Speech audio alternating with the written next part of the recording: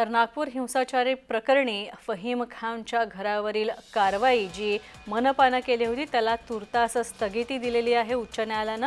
उच्च न्यायालयाकडून या कारवाईला सध्या तरी थांबवण्यात आलेला आहे। 15 एप्रिलपर्यंत पालिकेला उत्तर द्या या सगळ्या कारवाई संदर्भात असे आदेश कोर्टाने दिलेले आहेत।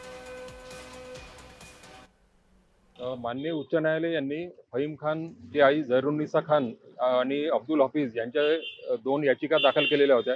त्या याचिकेमध्ये याचिकाकर्ते हे भारतीय नागरिक नाही का असा सवाल माननीय उच्च न्यायालयाने केलेला आहे व अवैध कारवाई जी झालेली आहे बांधकाम पाडण्याची, तर ती सर्व कारवाई जी आहे सुप्रीम कोर्टाच्या गाईडलाईननुसार न झालेली असल्यामुळे तात्काळ प्रिन्सिपल सेक्रेटरी व नागपूर महानगरपालिका यांना उत्तर मागितलेले आहे आणि पुढची सुनवाई 15 एप्रिलला ठेवलेली आहे।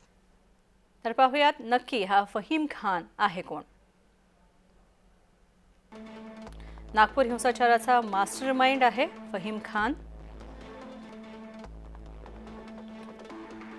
तसंच मायनॉरिटी डेमोक्रॅटिक पार्टीचा शहर अध्यक्ष सुद्धा आहे फहीम खान।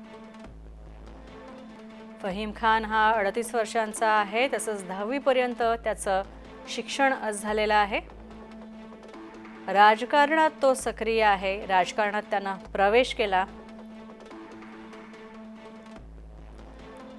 विधानसभा निवडणुकीत तो लढला, मात्र ही निवडणूक लढवताना त्याचा पराभव झाला। नितीन गडकरी यांच्या विरोधात तो उभा राहिला होता फहीम खान आणि लोकसभा निवडणुकीत सुद्धा त्याचा पराभव झालेला आहे। नागपूर हिंसाचारात 11 लोकांवर FIR दाखल करण्यात आलेली आहे आणि माफ करा 51 लोकांवर FIR दाखल करण्यात आलेली आहे आणि यात फहीमचं सुद्धा नाव आहे।